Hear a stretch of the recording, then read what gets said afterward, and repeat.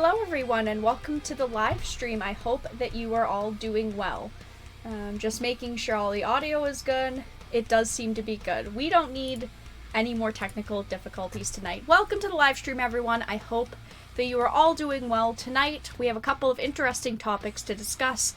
Some that actually just happened and were announced today. Some that over the past week I thought were a bit more interesting. So we're going to be discussing Reggie actually being appointed to the Gamestop board of directors. I've talked about Gamestop a couple of times on the channel now and in these live streams, kind of their plans moving forward. Unfortunately, Gamestop has been in a state of decline for a while now. A lot of us have speculated that maybe they're going to close.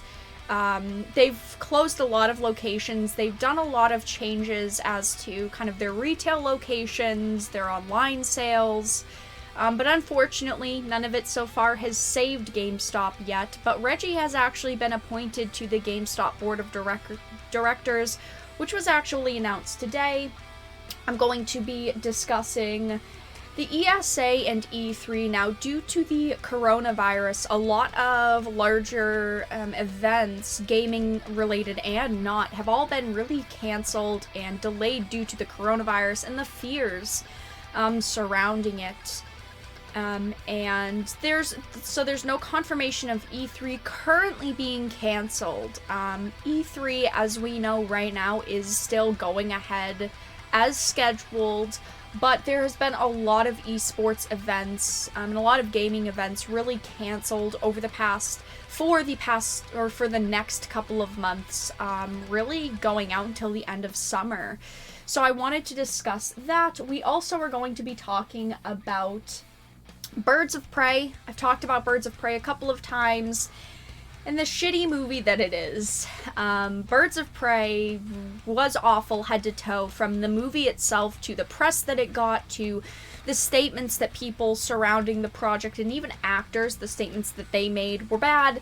And I wanted to talk about how the director said that she made the movie because she wanted it to be a film that could smash the patriarchy, which is just another comment to add to the pile of bullshit.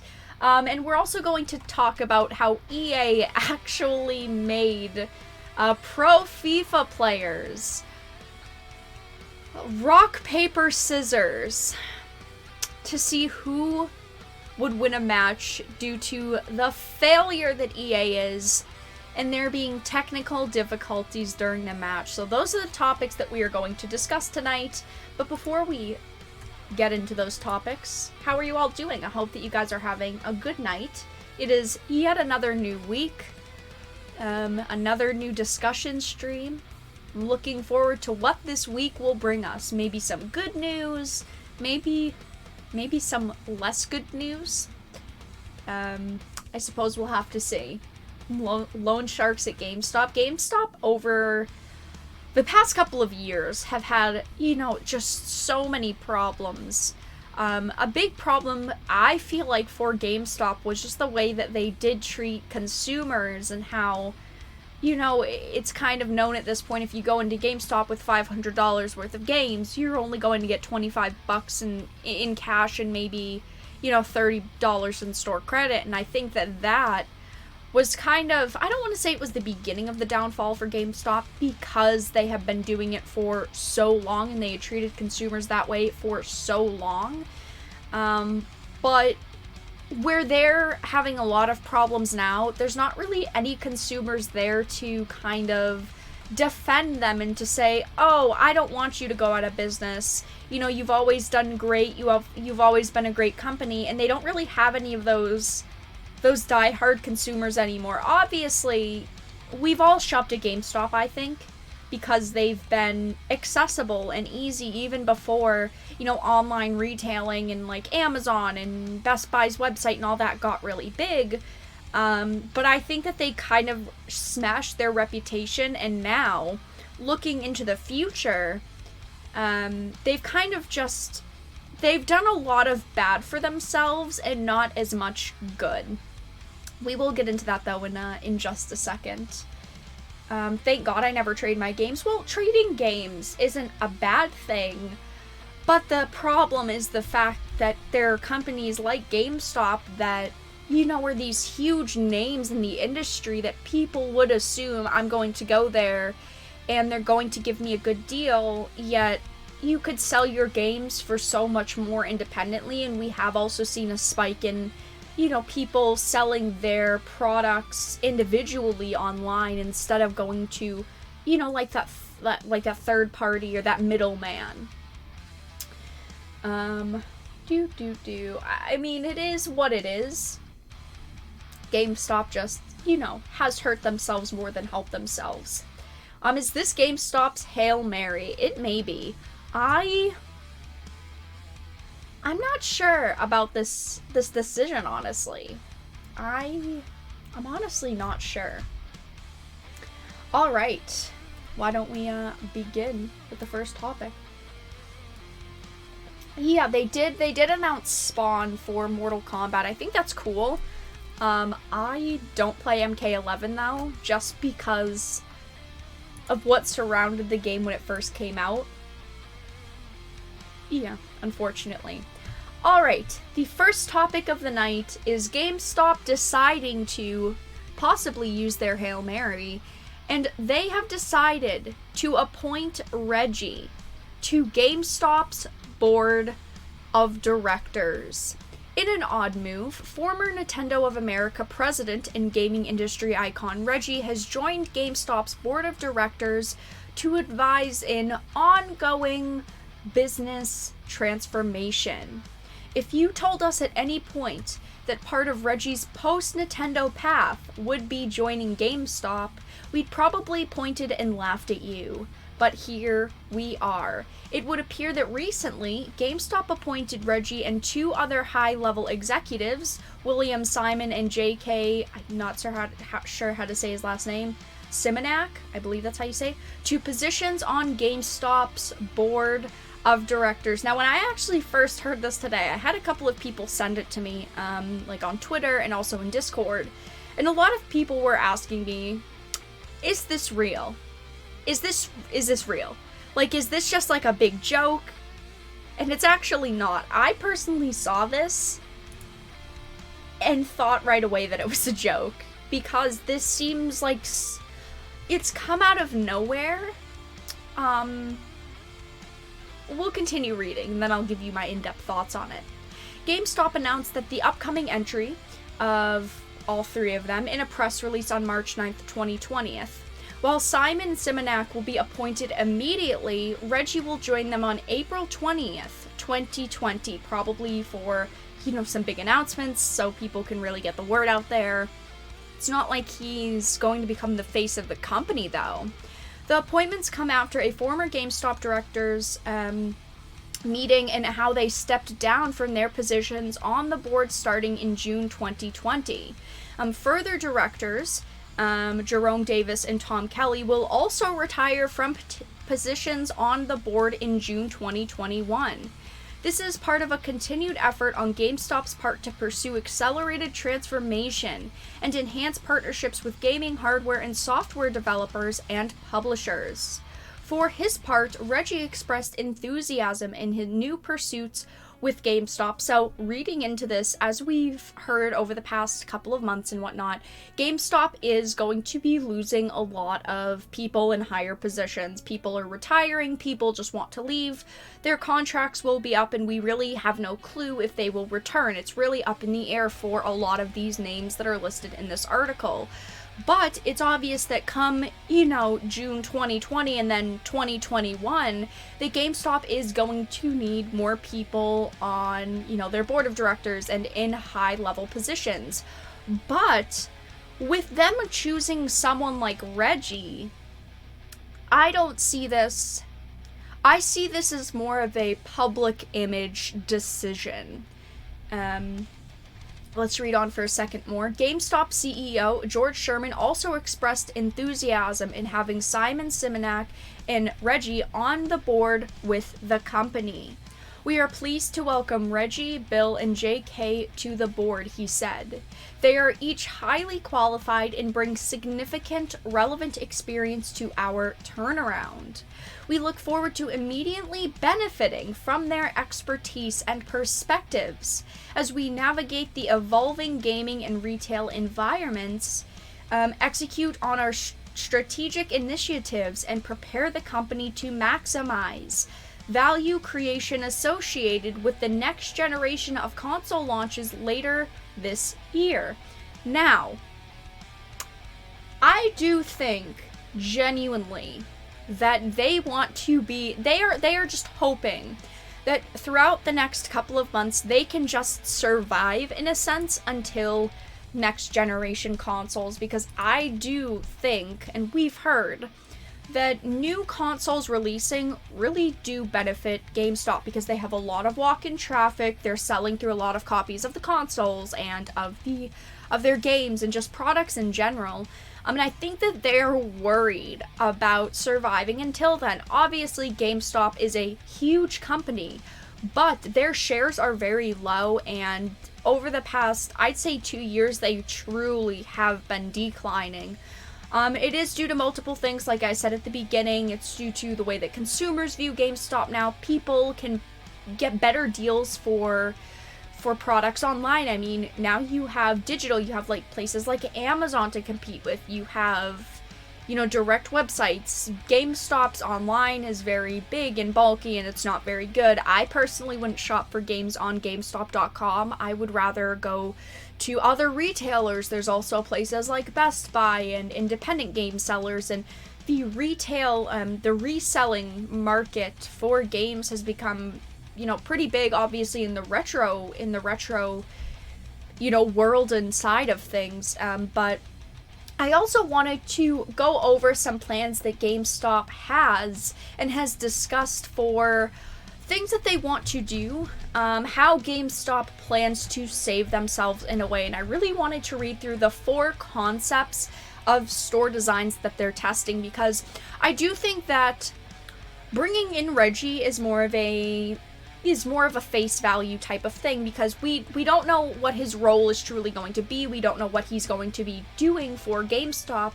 But when they're making announcements like Reggie is joining GameStop and he's becoming affiliated with them, to people like you and me, we just want to see Reggie, and that's what they're probably going to give us, because he, of course, was the president of Nintendo. He did so many things for Nintendo. The Nintendo Directs and all of those big press announcements, he was really the face of.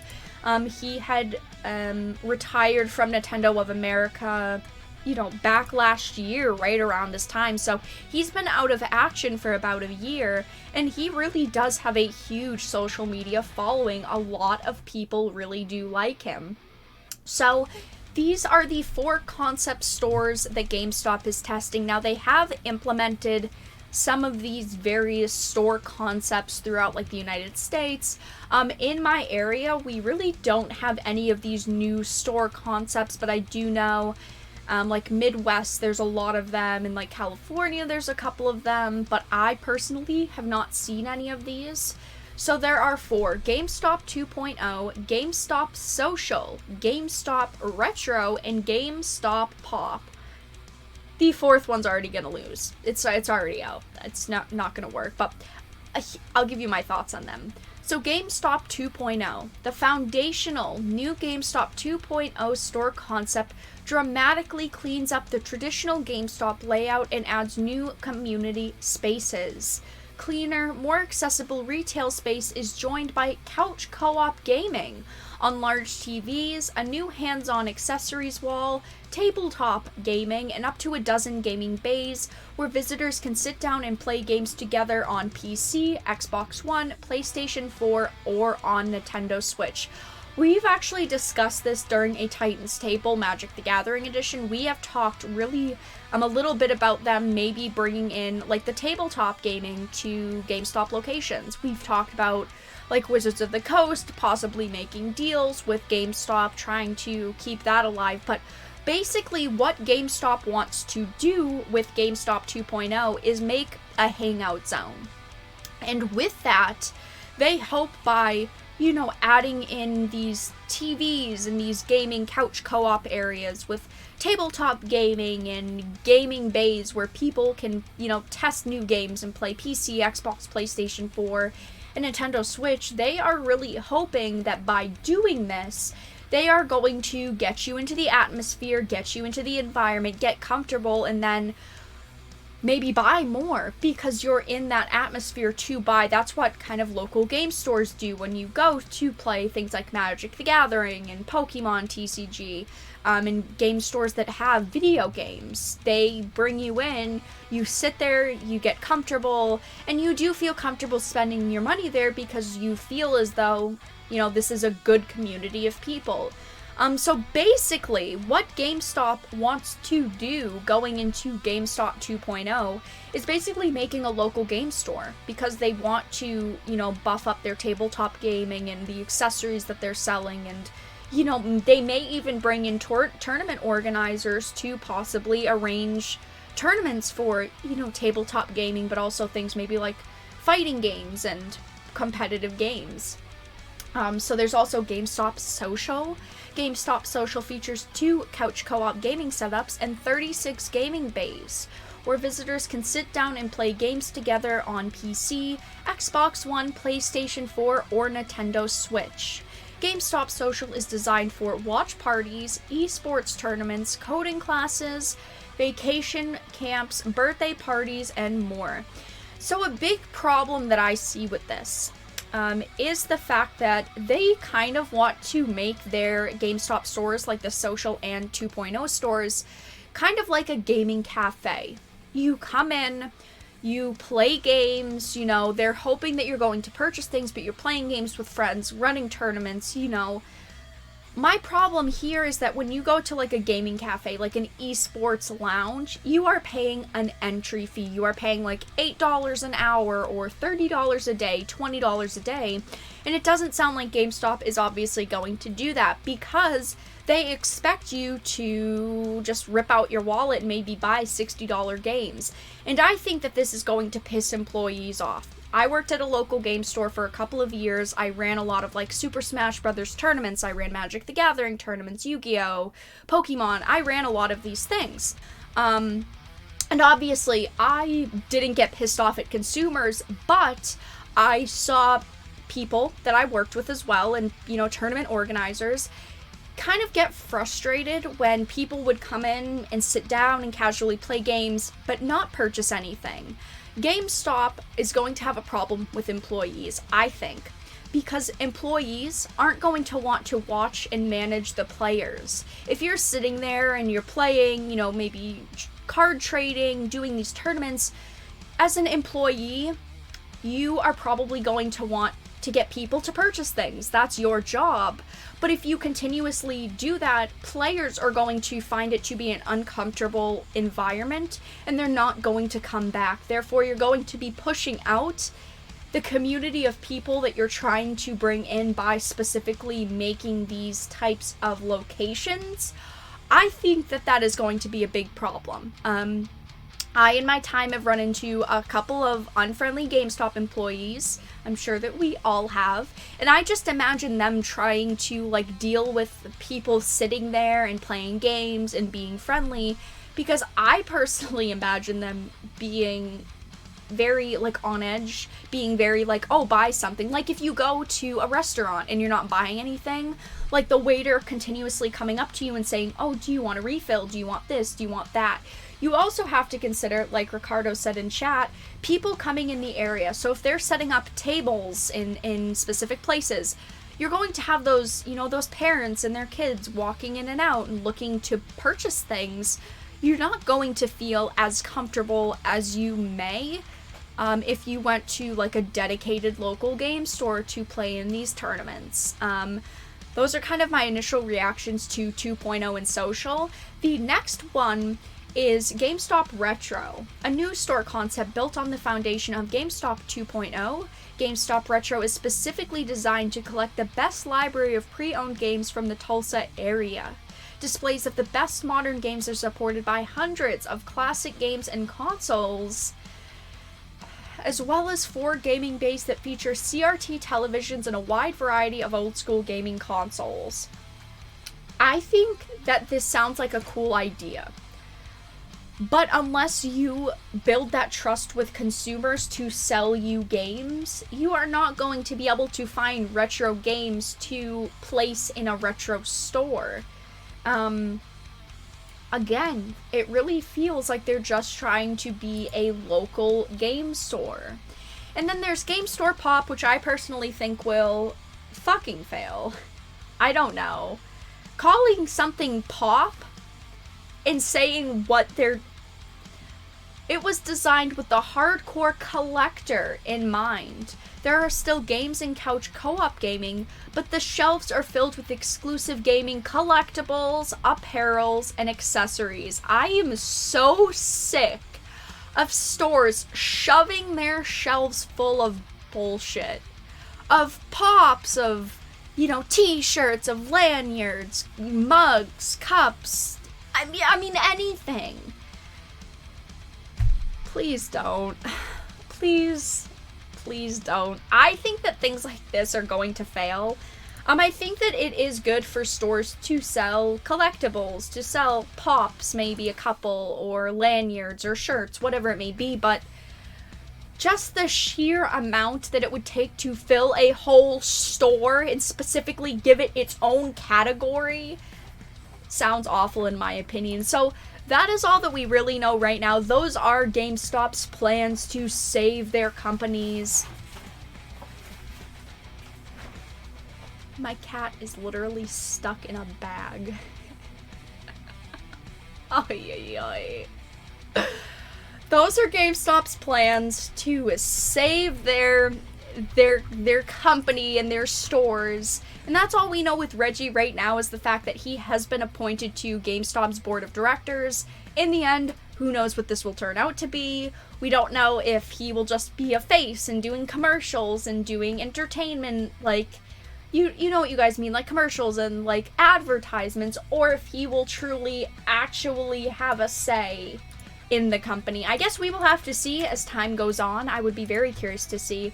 By the way, before we get into the next article, I did let you guys know yesterday, during yesterday's live stream, but we do have a new donation notification. So if you donate $20 or higher, there is a new toss a coin to your Witcher donation notification. Self-shill. If you're enjoying the live stream, please make sure to give it a like. Cat's out of the bag? Nah, man. Cat's in the bag. Exactly. Alright. So the next topic that I wanted to discuss was E3. Now, over the past 2 months, there has been a lot of conventions, gaming and non-gaming related, canceled due to coronavirus fears and concerns. Before we get into this article and the topic, I do want to say that yes, people should be taking the coronavirus seriously. I'm not saying that if you cancel these events, I'm boycotting your company. I understand why companies are canceling and postponing their events. They are worried about the safety of their, of their employees, but also their consumers. I am just talking about it to possibly discuss what the ESA could do moving forward. But the ESA currently is actually moving ahead with their E3 plans despite coronavirus concerns, and despite the fact that Los Angeles has declared a state of emergency. The E3 team has actually said that they are actively assessing the situation, but they have said for right now they are moving forward with it, and the plans are still on to go forward with E3. The ESA, the Electronic Software Association, plans to move forward with E3 plans despite growing concerns over the spread of the novel coronavirus COVID-19. Glad I'm not monetized, or else I would be demonetized. Everyone is watching the situation very closely, said the ESA in a statement to Vice Games. We will continue to be vigilant as our first priority is the health, wellness, and safety of all of our exhibitors and attendees. Given what we know at this time, we are moving ahead full speed with E3 2020 planning. Exhibit and registration sales are on track for an exciting show in June. Now, we did just recently have PAX East. PAX East in Boston was not canceled. I myself decided not to go. Really quickly, if you guys don't know, I have a lot of health problems. I ended up just deciding it wasn't worth the risk, even though the risk they said wasn't so big. A lot of people are kind of being warned, don't go in groups, don't go into places with groups larger than like 5,000 people. So, PAX East recently happened. I did not go, but I do know some people that did go, obviously. And there was a lot of controversy surrounding PAX East. I mean, there were people saying you should cancel it, and then they ended up deciding not to cancel it, but there were a lot of people upset with the fact that they didn't cancel it. This statement comes in the wake of the indefinite postponement of the Game Developers Conference, or the GDC, after a flurry of major companies dropped out of the event due to COVID-19 concerns. However, in a press release, the Games Connection America 2020, taking place March 16th through 20th, also in San Francisco, has announced it will be going forward as planned. The industry has seen further disruption elsewhere due to the disease's spread, including major production delays, esports events delayed or canceled, and the cancellations of other major conferences such as Facebook's F8 conference and the Mobile World Congress in Barcelona. Now, this comes a couple of days after the initial article with an update, March 4th, so a couple of days ago. With the city of Los Angeles having declared a state of emergency today, the ESA has issued a new statement on the situation. The health and safety of our attendees, exhibitors, partners, and staff is our top priority. While the ESA continues to plan for a safe and successful E3 show June 9th to 11th, 2020, we are monitoring and evaluating the situation daily. Our E3 team and partners continue to monitor COVID-19 via the CDC and the World Health Organization. We are actively assessing the latest information and will continue to develop measures to further reduce health risks at the show. The city of Los Angeles, which has declared a state of emergency, offered the following guidance. Obviously, it's just like cleanliness, safety, things like that. They are, of course, taking it seriously. Now, I'm going to bring this up real quick, but now, I personally think that they should approach E3 differently this year. I personally think that they should, at least in my opinion, I've seen a couple of people mention this, they should stream the conferences and not actually hold E3 in a physical place. Now, having E3 streamed doesn't affect people like you and me. It doesn't affect any of us. We already watch it on, our computers and our consoles and whatnot. It wouldn't affect us. I think that all of the companies should make pre-recorded presentations, send them into the ESA by a specific deadline, and then they just air them back to back. You have their normally scheduled time. So if PlayStation doesn't, but let's say Microsoft has a 2-hour window, then they make a 2-hour presentation, and then they just send it in, and then it all airs. I think that would be the safest option for people currently, because I do think that there is a risk and there is a lot of worry, especially when it comes to conferences like E3, where you have people coming from all different countries. You have the Japanese game developers, Chinese game developers, you have people in the United States and Spain and Canada and all these places, in all these different countries. I think that it would be safer for everyone to just stream presentations. But I did want to show you guys how the coronavirus is currently affecting esports and gaming events, because there has been so many different events postponed and canceled that are very important to the gaming industry. Obviously, going into the next generation of consoles, this is an important time for game companies and developers. We have a lot of developers that are supposed to be showing off their games. You're supposed to be able to demo them and try them and we're seeing new consoles and kind of what the future has to offer for gaming. I mean, it's not like we could choose when the virus was going to happen and everything like that, obviously, but it is a very important time for the gaming industry, and the coronavirus is seriously affecting esports and, gaming events. The worldwide coronavirus outbreak has caused cancellations of events across dozens of sports worldwide, as well as raised questions about whether this year's Tokyo Olympics will be affected. They have not announced that the Tokyo Olympics will be canceled. Obviously, it brings in billions of dollars, but you would expect it to be canceled due to the safety and well-being of the competitors, but I guess that's their choice. What do I know, you guys? Gaming and esports have also felt the impact of COVID-19, the disease caused by the coronavirus. Now here, I'm not going to read through all of them, but here is a list of events postponed, canceled, or otherwise affected by the virus, with the most recent announcements listed first. League of Legends. We have the Overwatch League. Overwatch League announces precautions for Washington Justice homestand. Apex Legends. First Apex Legends Global Series Major postponed. Mortal Kombat. NetherRealm Studio cuts off public access day before Chicago tournament. Pokemon. European International Championships shut down on recommendation of public health officials. Hearthstone. Hearthstone Masters moves to online-only format. CSGO. Flashpoint adjusts opening weekend, cancels April tournament.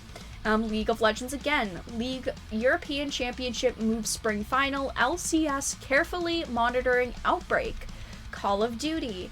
Call of Duty League takes extra precautions for Los Angeles homestand. Mutineers Presidente cites coronavirus as part of decision to skip LA tourney.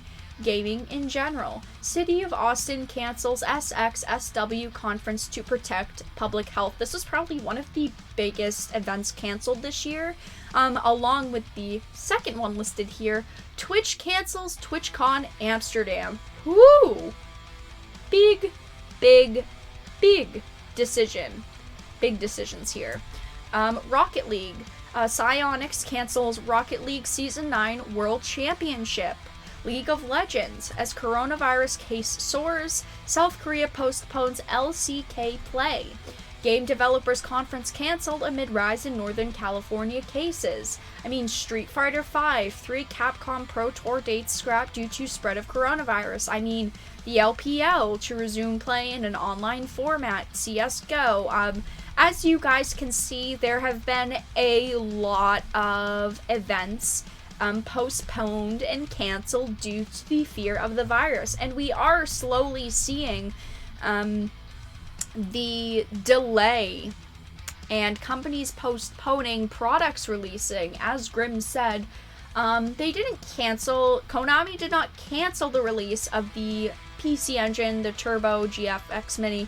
They did not cancel it, but they have postponed it due to production problems. Their production plants are not able to create the amount of units they were supposed to, so they decided to delay it, and that is a big worry going into the new generation of consoles. People are worried that we won't see consoles out in time, that game developers are obviously halting their work right now, and possibly games are going to seriously be delayed due to the virus. We haven't seen a lot of cases of production being halted and items postponed yet. But there is that worry looming over kind of the heads of gamers right now, and it's not just us. It's not just the gaming industry, it's many other industries. Obviously, people's health comes first. People's safety comes first. I'm just talking about the news that we know, but I do think that it is important to keep in mind that, if things are continuing to escalate in a couple of more months, then we could see games delayed multiple more times and delayed into next year, and maybe even consoles possibly being delayed. We are on Wednesday night at 7 p.m. Eastern on Titan's Table. We are going to be discussing Wizards of the Coast of Magic the Gathering, But there's also, you know, a lot of news coming out right now and a lot of rumors that there's going to be a shortage of Magic the Gathering cards because a lot of their printing presses are in, you know, a lot of their printing presses are in places like China, and therefore manufacturing problems, and then, of course, prices go up since there's no MSRP, and then we see a huge, like, spike in the market, and this could happen with multiple markets, so...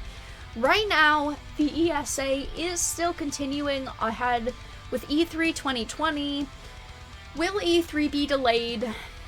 I don't think so. I think that they are going to still hold it, but I do think that they should possibly go to an all-digital format, like I did mention. I think that that would be the safest and smartest option for them at this point, but... we don't know if they're going to do that. That's just coming from, you know, me and other people online saying it seems like it would be easier and safer to do. Before we move into the next topic, I will check chat very quickly. Yeah, the Olympics being moved would lose billions of dollars. It would, but are people's health and safety less important than billions of dollars? I mean, we have to consider that. Looks like we won't be seeing the next-gen consoles until 2021. That's not true right now. There's been no announcements on delays for that, so... you know, there's a possibility that we may hear about that happening, but I wouldn't say that it looks like we won't be seeing them until next year, because it hasn't been announced yet, so... yeah, there's a lot of events being canceled and postponed and changed right now, and I do think that it is important to kind of keep track of, because this is an industry that makes billions of dollars.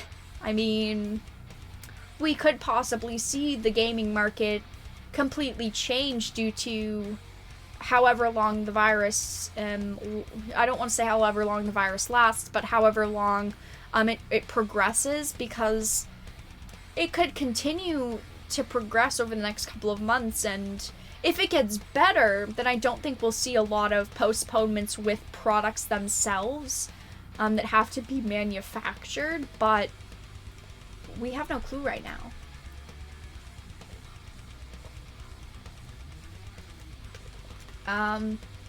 Yeah, I do agree with that, Ricardo. I feel bad for the players who depend on these large events for a check and exposure, but you know, people's health and safety is obviously more important. Alright, let me bring up the next article. I wonder who will show up in a hazmat suit to E3. I don't know. I mean, if E3 goes ahead, and E3 is still a physical event this year, I would expect some people to. Yeah, for sure.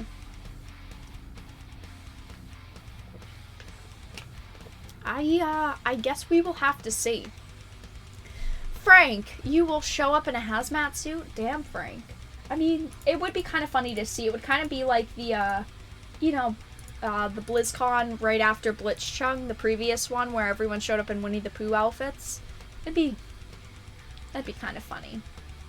Hello, Cabby. Everyone stock up on your bottles of water. Oh yeah, guys, I'm, you know, self-promoting water bottles. Paid placement. Go get your water bottles. Alright. I have about 150 bottles of water right now. I'm ready. Alright, Birds of Prey director Kathy Ann reveals she pitched Birds of Prey as a film to smash the patriarchy. I've discussed Birds of Prey a couple of times now. I do have like a full video with like my thoughts on why it failed, but the whole movie was awful. It was filled with anti-male stance. The visuals weren't that good, the characters weren't good, the music wasn't even good. I mean, nothing about this movie felt good. The motives of the characters were trash. This whole movie was shit. It was. I'm so sorry to say, but it was. Nothing about it was good. And to hear something like this, it doesn't make me more angry, but it makes me almost understand more why I don't like it. And that's because when you create something for a message like this, like, oh, I made this movie to smash the patriarchy, if you don't stand by that kind of core message, then of course you're not going to like it. And I don't stand by this core message, so of course I didn't like it. Birds of Prey, based on a read of the script by Ewan McGregor, has been frequently called a feminist film. Director Kathy Ann revealed her vision for it wasn't that far from the mark, even though this movie launched. Okay, so leading up to the movie, we heard all of this stuff like, it's a feminist movie, it's supposed to empower women. Yet, when it launched, we heard from multiple sources like, oh no, this movie isn't a feminist film, like, you should totally go and see it because it's just an empowering movie. And they said, like, this isn't true, like, it's not supposed to be a feminist film. Yeah, we can all see through that bullshit, and we all know that it was supposed to be, like, a smash the patriarchy movie. As a matter of fact, she wanted to, in her own words, make girls want to smash the patriarchy and display the worst of modern womanhood. As a woman, the only thing that I took out of Birds of Prey was the fact that it was the worst DC movie I've ever seen. And I never want to watch it again. Honestly, usually when I don't like a movie, I at least watch it one more time. When it releases, like, on DVD, I'll watch it one more time. I can't watch this again. This movie was awful. As a woman, it didn't make me want to smash the patriarchy. It made me want to get a refund. Yan, who directed one other movie before being hired for Birds of Prey, detailed in a new interview with The New Yorker how she pitched the film to Warner Brothers. Whew! I put together a sizzle reel, but it was not your typical type of sizzle reel. Ooh la la, not your typical type of sizzle reel. Of course it wasn't. It was bad, that's what it was. She says that she put together a reel of clips from the ABC reality show The Bachelor's, The Bachelor, De Beers commercial, President Trump's infamous comments recorded by Access Hollywood, and her reel plays to the tune of a remix version of Diamonds Are a Girl's Best Friend, a song Harley sings in the movie, dressed as Marilyn Monroe in A Gentlemen Prefer Blondes. Now, she said scenes from The Bachelor proposals, the De Beers diamond commercial, Kim Kardashian's vampire facial, Fox News anchors talking about women, Trump saying, grab 'em by the pussy, stuff that might make a girl feel like she wants to smash the patriarchy. After I showed the video, there was just silence.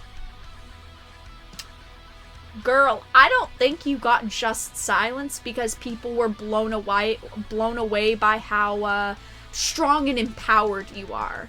I don't think they were silent because they felt as though this was revolutionary. I think that they were silent because they had no clue what the hell to think. Hearing all of these things, like, oh, Fox News anchors talking about women and, Trump saying all of these things about women and seeing things like The Bachelor proposals, that doesn't make me want to smash the patriarchy. It just makes me feel disappointed with society. It just makes me feel disappointed. And disappointment and, this anger that she wanted women to have is different. Because it sounds like she genuinely wanted women to feel angry. And that's not okay. You shouldn't create something just to make people feel angry. When it's in entertainment, I feel like. Because this isn't to, spark change. You're not making a DC movie to spark women into waking up and making a change.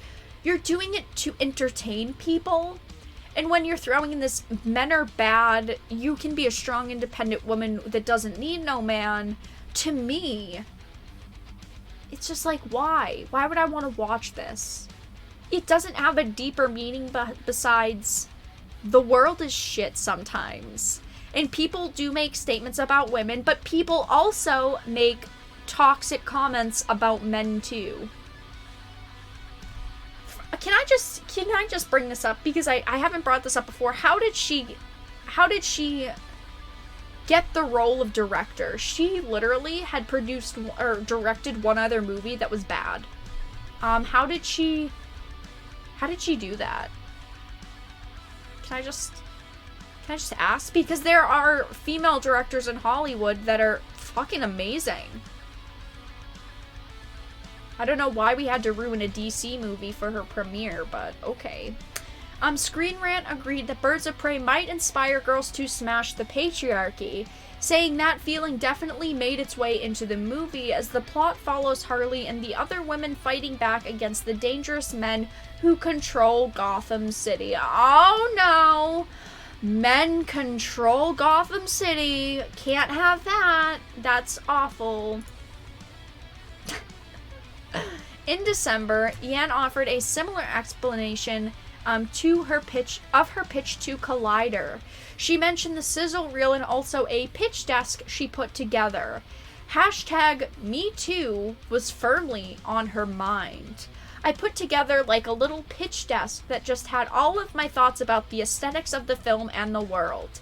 Then I also kind of created a sizzle reel, but it wasn't like a sizzle reel where it was just here's a reference and here's another reference and here's another reference. To me, that sounds like all you did was literally smash a bunch of references on top of a song that was a reference. But to me, the story is super compelling and personal to me. Because it's about emancipation, about women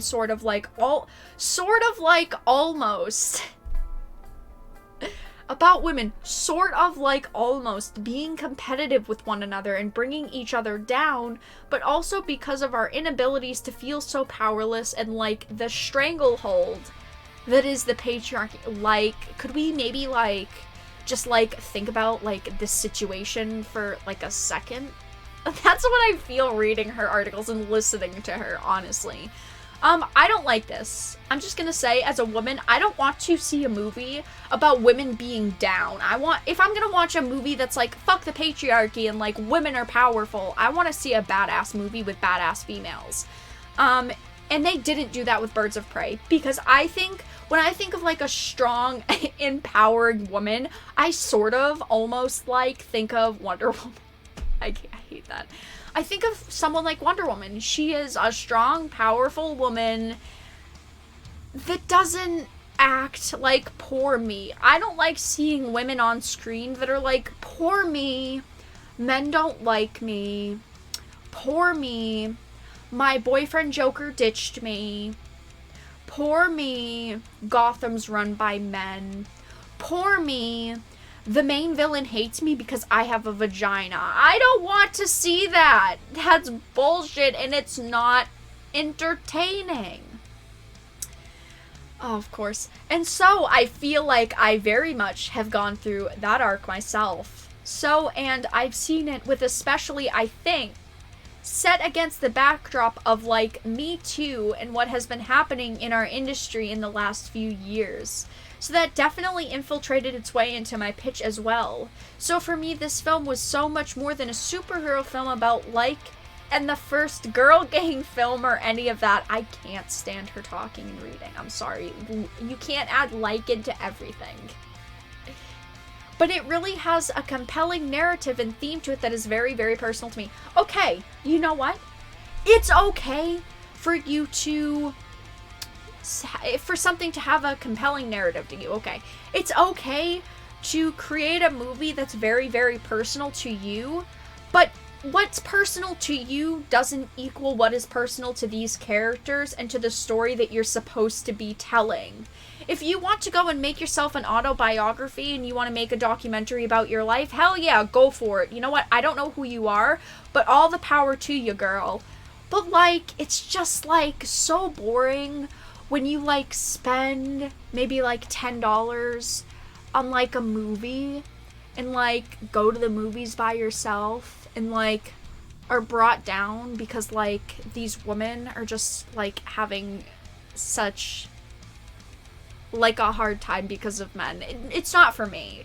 I've talked about Birds of Prey many times. I think that this is bullshit. I think that pitching a movie because you want to smash the patriarchy is okay if you do it in a right setting, and I just don't think that this translated properly. The characters looked bad. The characters acted bad. The writing was bad. The setting was bad. The villain was bad. None of it felt good in my opinion. So those are kind of like my thoughts on Birds of Prey. Maybe we could, like, not talk about it again. Maybe, like, these directors could, like, not make statements that I think are stupid that I want to talk about. That's all that we had to discuss with Birds of Prey. Or I never want to hear the word like again after that. Alright, you guys. Let me catch up on chat for a moment. Both bad movies, but Suicide Squad didn't kill itself because of a narrative. I actually didn't hate Suicide Squad. I wasn't a big fan of Suicide Squad. I thought it was okay, though, because even though the Joker and Harley were very different Jokers and Harleys than we've seen before, I do think that they felt okay together, and I didn't feel as though the story itself was bad. And another thing is that I didn't think Suicide Squad killed itself because of a narrative, and I think that Birds of Prey really did just murder itself because of a narrative. Yeah, when we all think of strong women, we don't want to think of, like, Harley Quinn wearing confetti. She literally looks like she's wearing a confetti jacket, and, like, she hasn't bought new clothes in a couple of years. With her little... I hate the pigtails. I hate the short hair pigtails. They look freaking awful. When I think of a strong, independent woman, I don't think of someone like Harley. I think of someone like Wonder Woman. Or not Harley, but this version of Harley. I think of, like, previous versions of Harley. Maybe Wonder Woman. Those types of characters. Not this Harley. These are the same feminists who got around complaining that men don't want them, by the way. Another thing that I thought was kind of funny with Birds of Prey, before we wrap up Birds of Prey, is like, oh, you had people like the director and these producers and these actresses saying, you know what, this movie isn't for men, and men, you shouldn't go watch it. And then literally, the movie freaking, it's not a total flop, but it's kind of a flop. It didn't make money. And now they're crying like, oh, why don't men give our movies a chance? Like, if men would have given this movie a chance and wouldn't have listened to the awful criticism it was getting online by these awful people, our movie could have totally done, like, spectacular, dude. And that's my problem, is, like, they're shitting on men, yet they complain when men don't go and see these movies. If I was a man, I would never see Birds of Prey, and if I saw it, I would genuinely have walked out because of how much anti-man stance there is in the movie. Harley's design is just god-awful, yeah. I mean, honestly, who the fuck decided this? I've talked about the character designs and the costume designs before. I don't think they look empowering at all. They look cheap. And I don't like that. When I think of an empowered woman, I don't think of these looks that literally look like they just woke up from binge drinking, and it looks awful, but I guess that's just my opinion as a woman. Strong women in media, Samus. Oh yeah, Samus is a great character. Most of the people, yes, that's a great, that is a great point as well, is that looking at the statistics of the people and, like, the number of or the number of, like, versus gender, like, men to women that went and saw this movie, it was like 60% male. Even though they literally said, we don't want men to see our movie, it was men that still went. If it was just up to the women, your movie would have flopped. And that says a lot. When you're making a movie that has narratives like, screw the men, and literally your movie would have failed without the men, that says a lot, in my opinion. What do I know, though? I'm just a woman. Alright, you guys, I am going to go to the last topic of the night. EA. Now, I have talked about EA a lot here on the channel. EA has done some very shitty things in the past. Yes, I will be honest. EA has done some good too. I want to give them like a sliver of the good pie.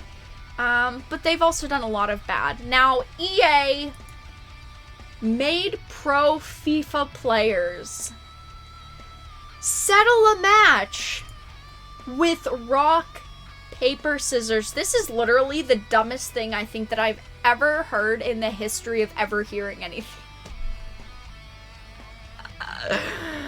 Come on, EA. Seriously?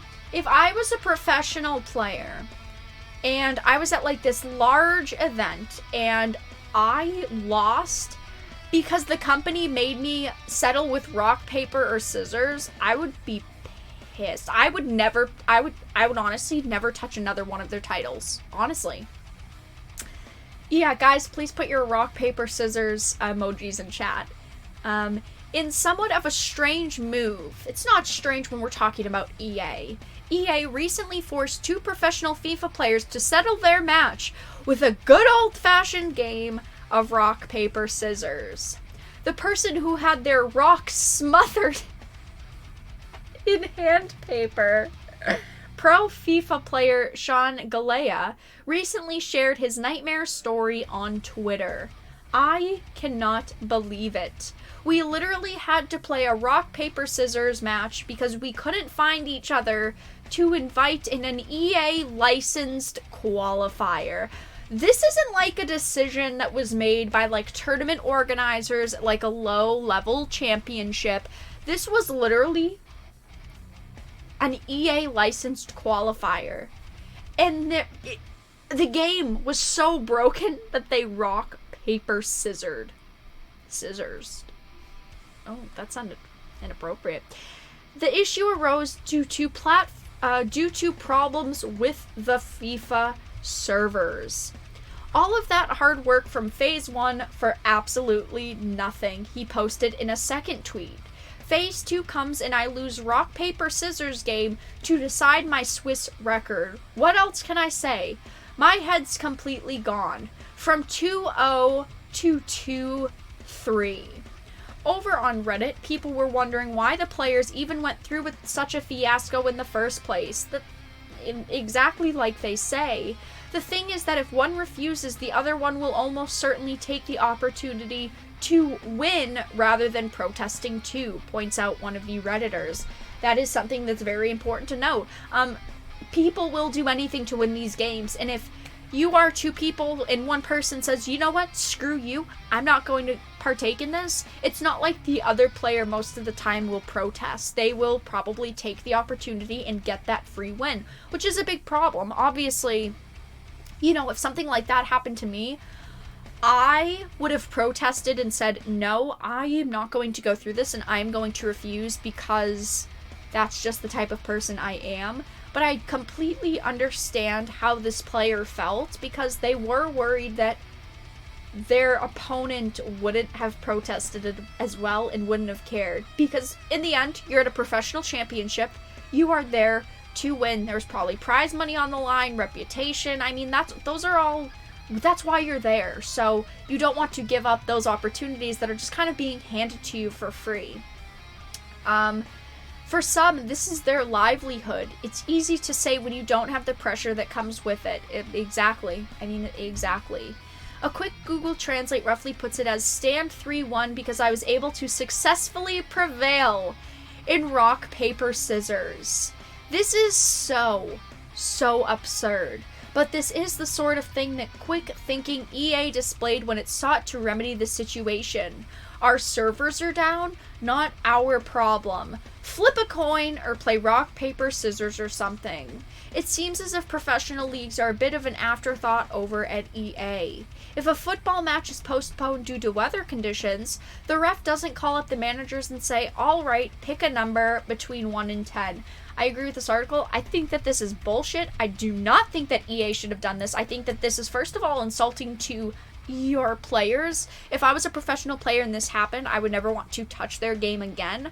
But it's insulting to the players, but it's also insulting to consumers. It's showing them that their servers and their game is literally so bad that a professional level match couldn't even happen. So that is how I wanted to end the discussion stream. EA making pro FIFA players settle their match with rock, paper, scissors. If I was an EA player, like a pro FIFA player, I would be pissed. And I feel so bad for the players that had to go through this. Even, I mean, both of them.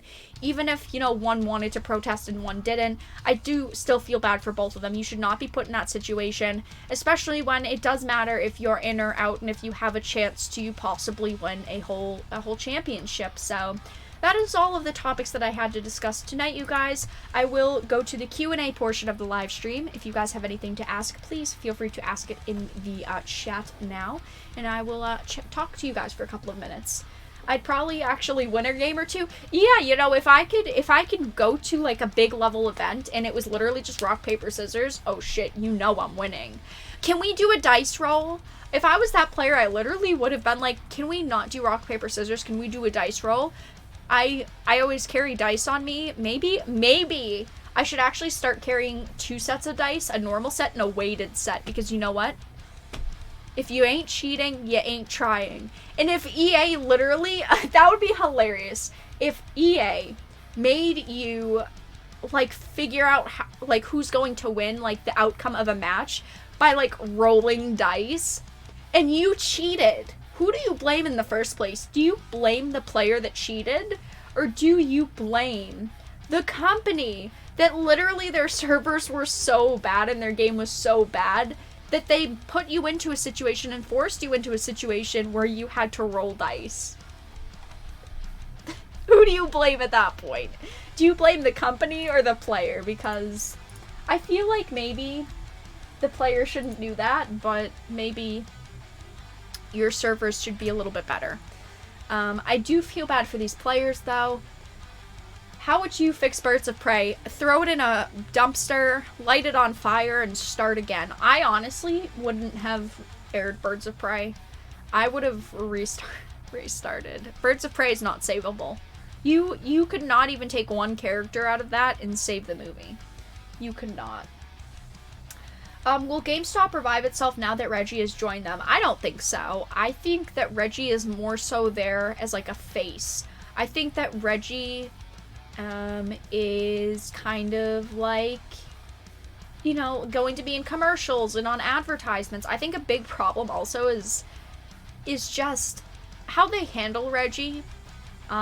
Because yes, it's getting a lot of media attention now, but I wouldn't start shopping at GameStop just because Reggie is on the board of directors. And I don't think a lot of you guys would either. Put a 1 in chat if you would not shop at GameStop just because Reggie is part of it. Or put a 2 in chat if you would shop at GameStop now because Reggie is part of it. 1 is no, 2 is yes.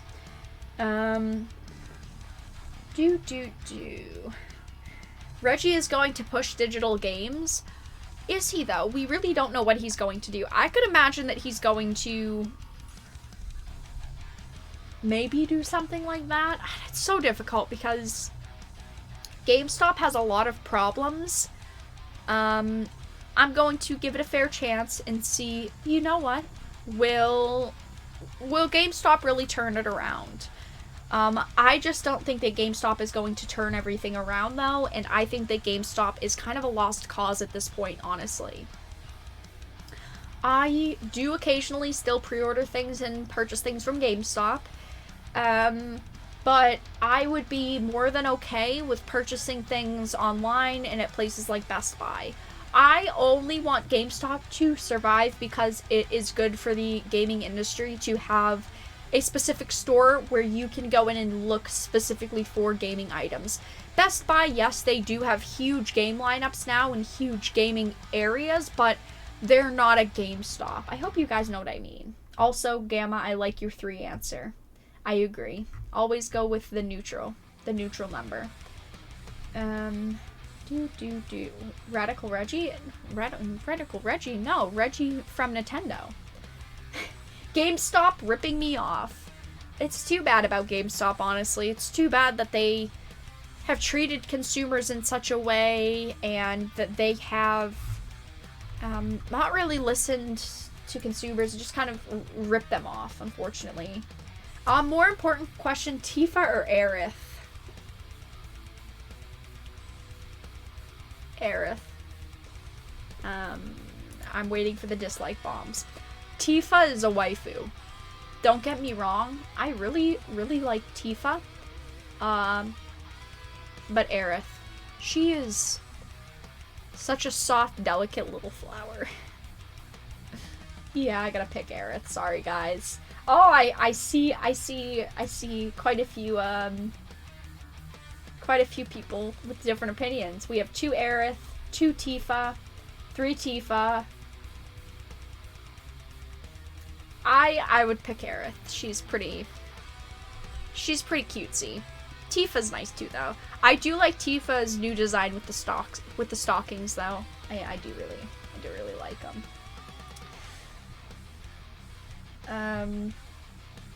Either GameStop, they survive and learn their lesson, or they get bought out and run under someone with common sense. I don't think I don't think that they'd get bought out and, like... See, the problem is that I don't think that they're going to get bought out and be ran to the point where it could save, like, I don't know.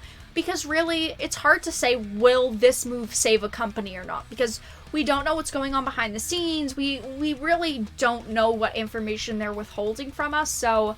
I don't want to say if something will or will not save a company, but it's really hard to kind of make the call of if something could save a company or not.